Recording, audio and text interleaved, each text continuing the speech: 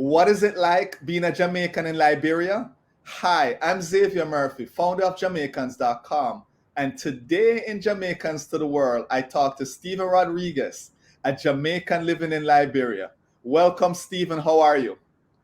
Thank you so much, Xavier. Me good, man. Thank you for having me on the program. Which part of Jamaica are you from? I'm a born Clarendonian, almost under the clock in Maypen. So grew up right at Maypen there. But, a big shout out to all the Glenmorites who might be listening to this program too. So, you know where I went to school, huh? Listen, it's amazing how many people I've interviewed and had conversations with from Clarendon. It's I keep hearing the people at Clarendon are the adventurers of Jamaica. For real, man, for real. A lot of my classmates have been ambassadors all over the place, including people like Esmond Reed, who's now ambassador in Nigeria. Adele Robinson was in Cuba. Yeah, we're that generation of adventurers. Amazing. I can say this then. I can claim a little piece of it because my mom is from Tweedside, Clarendon. So I will, Wicked. I will claim a part of it. She's a good woman. She's a good woman. Indeed. So tell us your story. How did you get to Liberia? Oh Lord, let me see if I can give you the short version of that. So I'm with the UN, with the United Nations, and I've been with them for the last 20 years. Now, my position is what you call a rotational position. Every 3 to 4 years, you have to move. You have to leave from where you are to another country. So for a while, I was with my family in Indonesia. So we're in the Asia Pacific region for 5 years. And at some point, my wife and I, we looked at each other and said, we'd really love for our kids to have the experience of living on the African continent, where our people are from. So initially, we actually moved to Rwanda, and we spent 5 incredible years. I mean, Rwanda is just a mind-blowing country in terms of how impressive it is. And that's something we could talk about another time. So we spent 5 years in Rwanda, and then when that time was up, I was wondering where next. Now, West Africa. I'd never really lived or worked in West Africa. I've been all over South Africa, Southern Africa, East Africa, and so on. So I had some options. So I heard that for Liberia, the first lady, the wife of the president, is Jamaican. So that, spoke to its favor. And there's a strong connection between Sierra Leone, Liberia, and the Caribbean and Jamaica. So there's also that was working in its favor. And it's a lesser developed country. I thought, why not? Let me see if I can come here and make a small contribution to help this country. So Nice. Here I am. You talked about the connection. I'm going to dive right into it. Marcus Garvey, I believe, spoke about Liberia and that nation and the nations around it. How is Jamaican viewed, and do you hear the talk of the Marcus Garvey movement there? Well, the first thing is Jamaicans are loved because the president's resort, where you find him many of the time, many days you'll find him there, is in black, green, and gold. The entire resort is in black, green, and gold. And it's not just a tribute to the First Lady. The man loves Jamaica. But Liberians love Jamaica. And when I came here a year and a half ago, one of the first, after the COVID quarantine, the 2 weeks, one of the first persons I met and had coffee with was a Jamaican, Winsome Joy. Now, Xavier, this is an interesting thing. Her grandfather came to Liberia, and he came as part of that first movement on the Black Star Liner to the US and then over to Africa. And he's one of those persons who actually bought shares in the Black Star Liner that Marcus Garvey started. And she showed me the share certificate. So yeah, there's a lot of Jamaicans here. There are places here that are, just strictly Jamaican in heritage. And Liberians love Jamaicans, and of course, we as Jamaicans, we love the Liberians as well. Nice, nice. And in terms of the Jamaican culture itself, are you hearing Jamaican music there? Or is it You hear it from time to time, but you know the place where I hear it the most at the president's resort. he has he has actually he has a studio there, and he has made a few reggae songs, and so you can hear them on the radio as well. But I've had a few meetings with him, and we will sit and he will play reggae music and he will chant some reggae music. So it's just a real delight. President George Weah, a former wonderful footballer, but really a musician as well. And but yeah, in the streets you'll hear reggae music every now and then. And of course what you are go to the the club, people? whole heap of Okay. dancehall music. Whole heap of dancehall music. So the people, Mm, what are the people like? And it's two parts. I'm gonna ask two parts to it. I mm, know in some on the continent, African continent, when you say people, sometimes it's made up of multiple people in terms of different tribes, different nations, and so forth. So if you mhm, can tell us a little bit about that, but then mm. even a little bit about the people, their nature. Are they, some people say, boy, we're West Africans are West Africans, I'm going to tell you like it is, or some people are a little bit more Mm. diplomatic and so forth. So tell us about the makeup and then the nature of the people. So it's an ethnically very diverse country. I mean, you have 16 major tribes.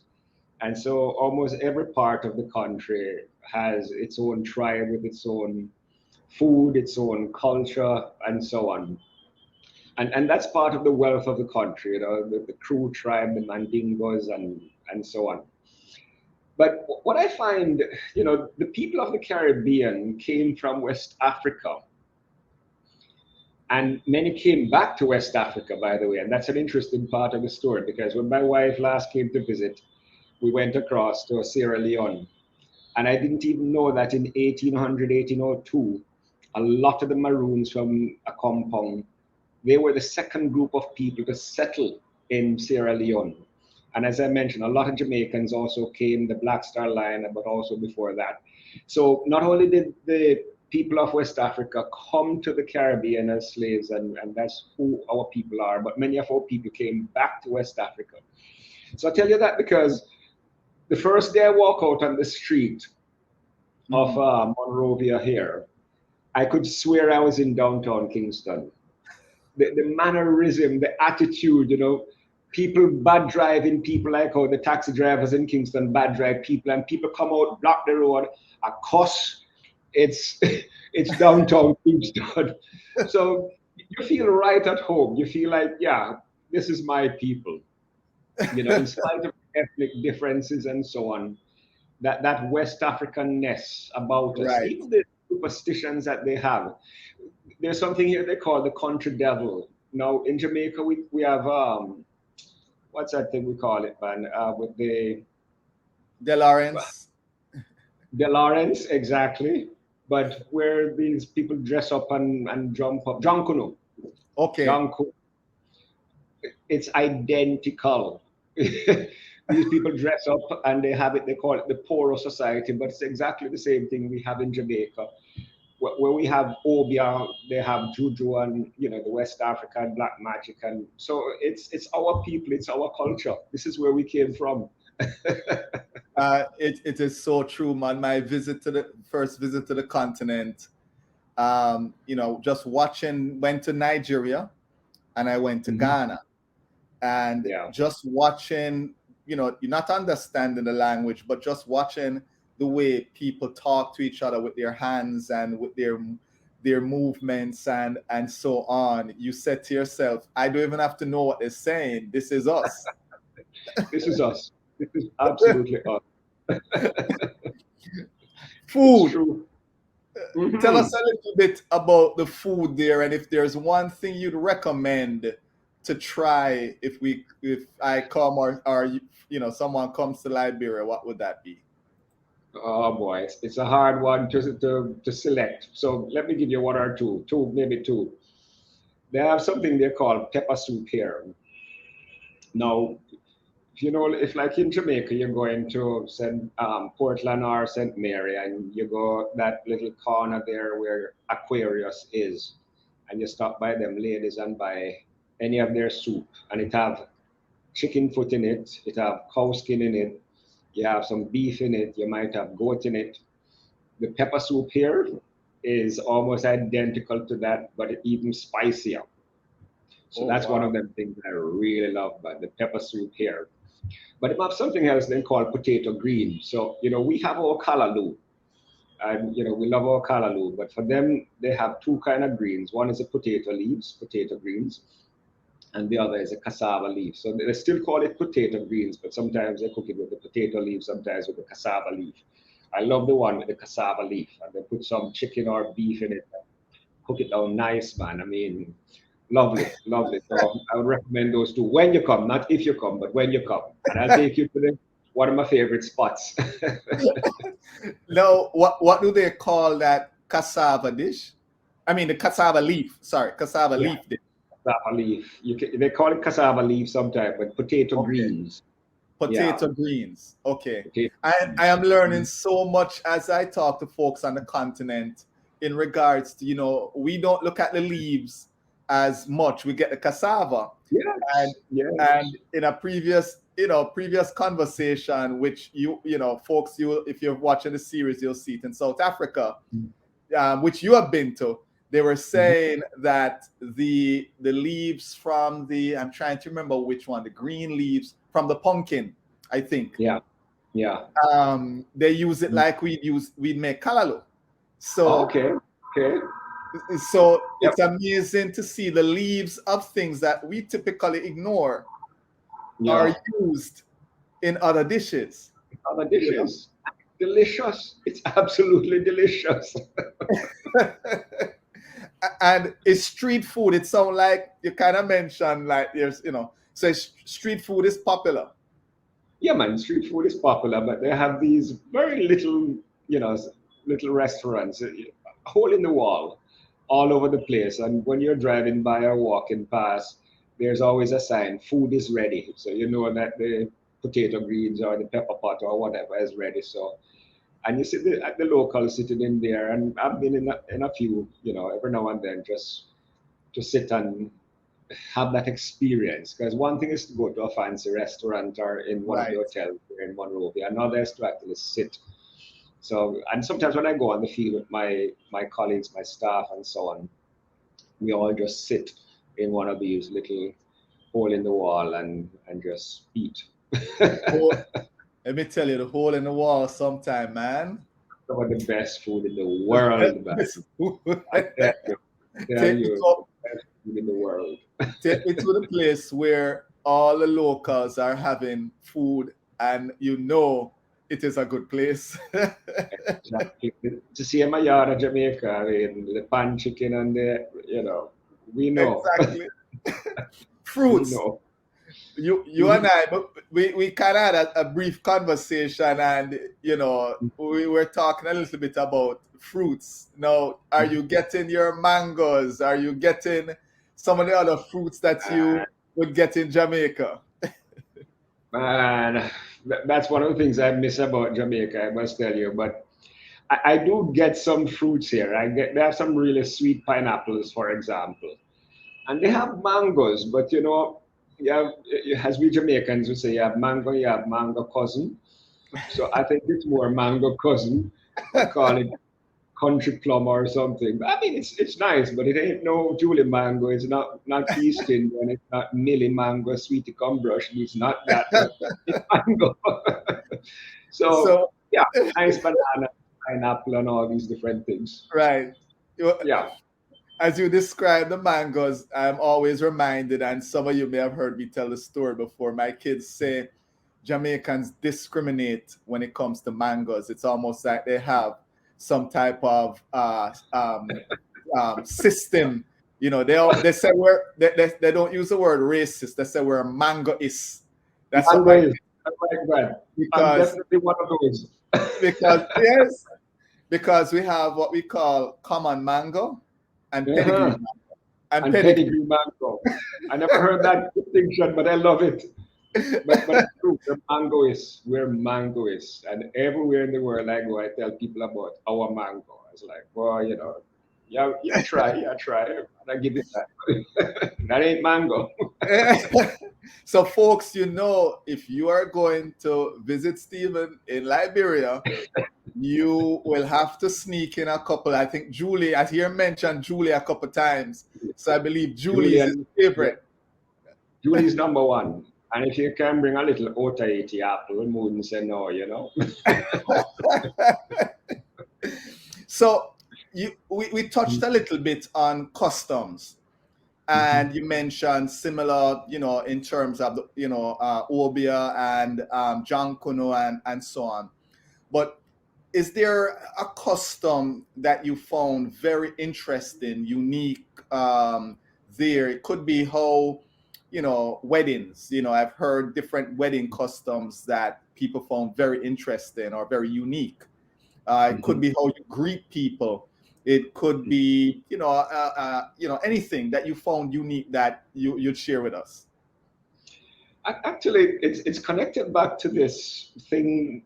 You see, for us, John Kuno is almost festive, but the origins here is actually it's similar in terms of how they dress and how they come out and jump at people and so on.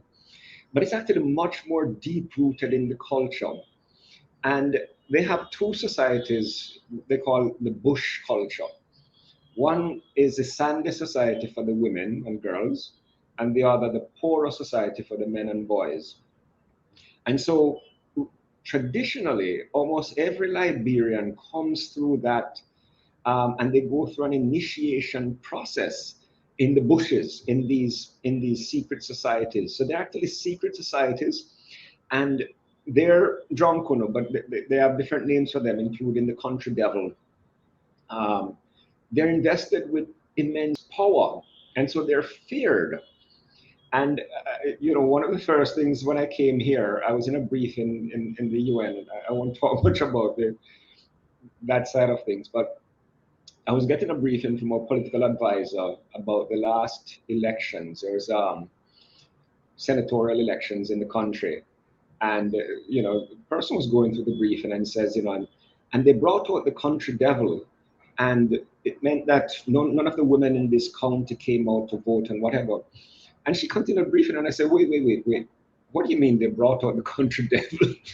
Because, you know, it just struck me. And she says, yes, they brought out the country devil. So I asked to explain, but they're imbued or they're seen to have immense power, spiritual power. And so they're feared. And it's something that they have, you know, traditional chiefs and leaders, and they're very highly ranked in the country. So you have a minister, but you have the paramount chief, and they're almost at the same level. And the paramount chief and the traditional chiefs are part of that traditional culture. And that's powerful here still today. Wow. So Wow. it's very different from that point of view. Very, very different. And it's, you know, not to go too deep in the politics of things, but it affected an election, is what you're saying.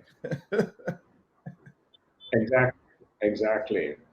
And we have spent Wow. so much time discussing some of these issues with high-ranking government officials, with high-ranking chiefs, etc. Because to get anything done that may impact on local people across the country, you kind of need the blessing of the traditional leaders and, you know, the poor and sandy societies. Wow. Amazing. Amazing.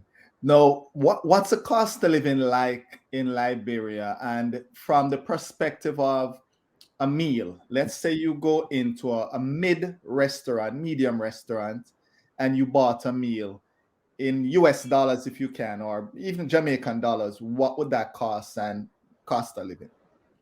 So, restaurant, I mean, Liberia is a very poor country. It's one of the least developed countries on the continent. So the per capita income is about 540 US dollars for the year for the average Liberian. So what you have is a dichotomy in terms of the regular Liberian and the expats, there's a large international presence here of embassies and the UN and so on and so forth. So a lot of us are the ones who support the major hotels and restaurants and so on. So in the nicer restaurants in town, a typical meal is between, I would say, 15 to 25, $30.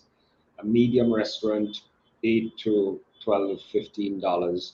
But in the little hole in the walls, it's more $2, $3, and you still get a bit of chicken and your potato greens and so on. But it's a lot cheaper, and especially if you go out of Monrovia into the rural areas, you're talking $3 to $5 for a pretty filling and pretty tasty meal.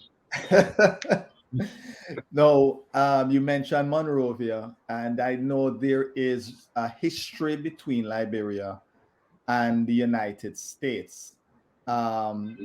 Is there any remnants of that in terms of buildings, in terms of things that you can see? Like some countries, they were colonized by the French or the Spanish, and there are remnants of that. Yeah. Any of that with the US and Liberia? Yes, there's a lot of it, and it exists at many, many different levels, and some of it is very complex because, for instance, there's a bit of a division in the national psyche of the country. Like the national logo or emblem says, the love of liberty brought us here. And they're referring to the people who were freed slaves from the US who came here. Right. But then the indigenous Liberians will say, well, when you came here, you found many of us here. and that continues to divide the society. So you get that sense of, they call them the settlers, the American Liberians, and the indigenous Liberians. And it's a huge part of the politics in the country. So that has gone nowhere. It's still there. And as I said, the flag on the emblem, you see the love of liberty, and that, alienate people. But then, yes, you see some of, like, where the Mayflower, that first ship that brought the freed slaves, there's an island they call Providence Island. You can still go there. There is a sort of replica of the Mayflower that's there. And many of the streets, in fact, the very first president of Liberia was the son of an American president who had a child with a slave, and that child grew up, was shipped to Liberia, and became the very first president, Roberts. And so you'll see a lot of the streets, a lot of the buildings are named after American presidents, including the whole city of Monrovia, after James Monroe. Right. You see a lot of that, the history still very here. much. Yeah. Is there a lot of tourism for kind of like almost legacy tourism that happens in Liberia, where you have maybe Americans who say, I may have some relatives here, or that type of thing? Does that happen a lot? I don't know the extent to which it does, but it does. It does. And one of the interesting things, Xavier, is that Liberia this year is celebrating its bicentennial, 200 years since the country was established, as I said, by those who came, the free slaves and so on. And so this year in particular, a lot of Americans, a lot of Black Americans are coming to celebrate a part of that history of the freed slave movement coming to Liberia. So yes, I think in particular this year, but over the years, I think a lot of people have come for that purpose. Okay. And as I said, the names of people, it's almost the same as still in the US. Especially the American Liberians here are all named after US president. Okay. So what would you say was your biggest adjustment moving to Liberia? And again, typically when I talk to my Jamaican folks, there's not a lot of adjusting, but hey, there may be something that you had to adjust to. Yeah. Let's see. I mean, yeah, it's a bit of a trick for trick question for a diplomat, but the, It could be the it could be anything. It could be as simple as, well, listen, I didn't have it was seamlessly in. I was seamlessly in, and I hear it that a was lot. it was easy. To be honest with you, that's very very easy, and I'll tell you a little bit about why it was so easy. But Liberia, Monrovia in particular, where I'm based, is coastal, Okay. and so I look through my window in my office here or in my apartment, and I'm looking at the beautiful ocean. But the waters are fairly treacherous, and it's not safe for swimming in almost most of the coastal areas. There's some spots in the country that you can swim. So as an island boy, who loves swimming, when I look through my window and see the water, and you can almost touch it, but you can't jump in it. That's kind of that's kind of rough for me. So I've had to adjust to being surrounded by water, but not being able to go in it. No, Uh, that's really a difficult one. I can imagine, because yeah, you're right. You want to walk along, you want to jump in the yes, water. I want to jump in the water, man, and I love swimming. And my family isn't here because what we call a hardship station in the UN. Right. But my daughters are big swimmers. So everywhere we have lived in the world and everywhere we have traveled, we always go somewhere where there's a beach. So yeah. In terms of, activities, what activities do you love doing there in Liberia? If you said, you know what, I have this long weekend, or, this is what I love to do here. Yeah. Well, there's a particular place. There's a waterfall. It's called the Pataway Waterfall, um, and it's a bit of a drive out. It's about 3.5 hours out of Monrovia, but it's nicely situated. It's nicely located in a national forest, and so you go there, and they have tents and they have little cabins as well. But you can rough it, and you get up in the morning, you go for a walk in the forest, and it's beautiful for bird watching. For anybody into bird watching, it has almost every species in all of this West African area. So you do that, you get some fresh air, a nice walk, and then you come to the back to the waterfall. And like most of our waterfalls in Jamaica, YS Fall or Reach Fall, you have a little shallow pool naturally formed in the waterfall. So this one has one as well. So you can climb and then you can just go for a nice, cool, refreshing swim. That is lovely. That is lovely. Nice. So that's where I swim, but it's it's not an everyday thing.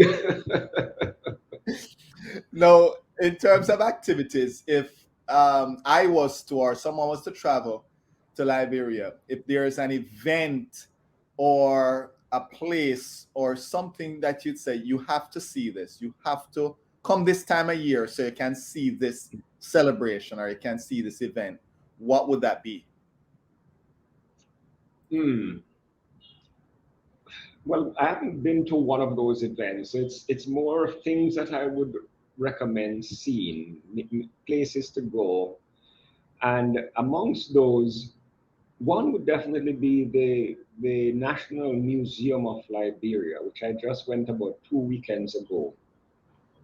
And it again, to see the culture and the traditions of those 16 tribes that I mentioned, and the kinds of masks and all of these things. I mean, some of them are frightening, but when you get that guided tour and hear the meaning of some of these things and see some of the connections again back to Jamaica, back to the Caribbean, it actually blows your mind. So that for me was absolutely fascinating. And then they have a lot of old historic buildings in different parts of the city here. And again, that's worth just going to visit and to see. So The yeah, museum. it's for culture to get a sense of this culture and its richness, its wealth. and where we as a people are coming from. Because if you think of it as our people were once, these people, Right. Yes. and that's what they believed in. That's what they practiced. That is incredible. Absolutely. It's like going to Gorée Island in Senegal and seeing where the slaves came from. This museum gives you a sense of where we came from. And No. that was mind blowing. No. Yeah. I didn't ask about language because I usually have a language thing at the end, but with the 16 tribes there, Mm-hmm. and is the languages is there an official language, and Mm-hmm. what would you say is the dominant language there? So the official language is really English, but almost every tribe has its own language. But there's a common language which is English, but it's a kind of broken English. They call it Liberian English. So I had a wake up call when I went to speak to a group once when I came, and I spoke slowly, my very proper English, and then the moderator says, "Okay, wait, let me translate." And then it sort of bastardized my English. So it's like turned into patois, and I was like, "What's going on?" But I thought I spoke English.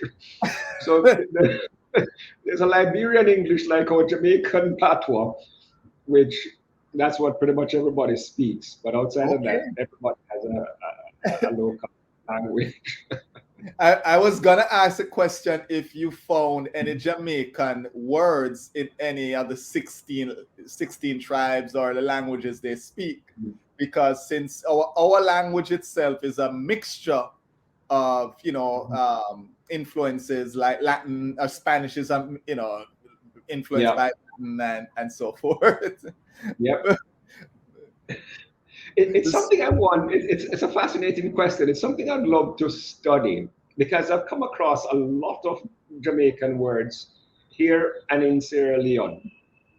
Because even the way they pluralize in Sierra Leone, they would say, the dog them or uno. Right.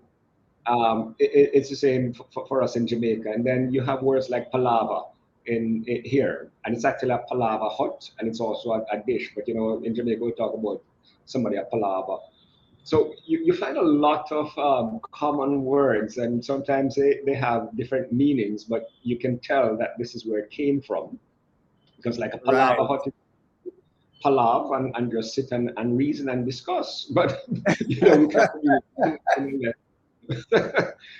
in a slightly different way in Jamaica, but you have a lot of these words, and I keep coming across them. So I'm going to take that up. I'm going to actually start documenting it, I think. That's it. That's a very interesting one. Pala Yeah, hut. That's very yeah. interesting. Stephen, thank you so much. I'm winding down. Let me ask you this. Here's a scenario. You Mm-hmm. get on a plane, you land in Mm-hmm. Jamaica. Mm-hmm. What is that first thing you're doing when you land in Jamaica? Boy, apart from hugging the family, um, I'm going screechy at Hellshire. I'm going Hellshire for some fish, some lobster, a little wash off into the water.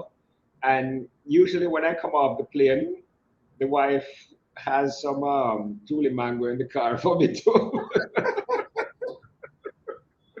So, no man, I will be home hopefully in late June. Okay. So I'm looking forward just for a couple of weeks, and then I'm back here. But I'm looking forward to it, man. Looking forward to it. And I should tell you a joke, by the way, because one of the nice things about being a Jamaican in Liberia, they, you know, once I ran across somebody, and I told the person I was Jamaican, and the person says, "So you're the president's brother-in-law?" And I was like, "Well, and I know the first lady is Jamaican, but we're not related." And the person said, "No, you're the brother-in-law." And then the first time I met the president was almost a one-on-one meeting, and he greeted me, "Wow, go on, my brother. Say you're my brother-in-law." I was like, He literally spoke, and he continued speaking in patois. It's like, you live and you learn, man. This is a fascinating country and a fascinating people. That is amazing. You know, what a coincidence. You said it, and that is amazing. Incredible Um, life experience. oh yes. Any final words? Any words of advice for anybody thinking of saying I'm going to move to Liberia. Any thoughts on that? Any final words? Maybe two things, because I've been all over the world. I've been about 60, 70, at least 70 countries by now. And I always tell people, don't go off what you've heard. Don't go off what you've read. Come with an open mind. People always, you mention Rwanda to people and they think genocide. If you mention Liberia, people think Ebola and Civil War and Charles Taylor. I always say, don't go off what you've read or heard. And don't come to Liberia expecting Jamaica. Don't come expecting the US. Don't come expecting Ghana. Come expecting Liberia.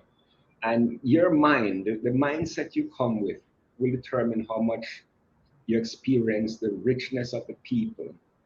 So just come with an open mind. Awesome words of advice. Come expecting Liberia, not the other. Love that. Love that. So here is how I usually close out. And I'm not sure if you know any of the languages of the 16 tribes, but how would a Liberian say goodbye informally? How would they do it? That's a good question. I can't tell you that I know the answer to that, but I will find out. And when this airs, I will put it up in the. All right. People just hail me and say, "Yeah, man." All right. Well, Jamaica walk good, but I haven't heard anything similar to that here. But I will listen to it. All right. And maybe a Liberian who will watch this can post a comment down here also. Indeed. Stephen, thank you so much for telling us your story and spending some time with us. Just the immense, great information on Liberia. And we will do the Jamaican style. Walk good. Walk good. And keep doing this program. It's an incredible program. I've watched many of the episodes, seen the world through Jamaican eyes. I mean, it's lovely, Xavier. So just continue this, man. Big up. Thank you very much, Stephen. Show us some love now. Hit that like button, subscribe to our channel, and hit that notification bell. That way you don't miss a video.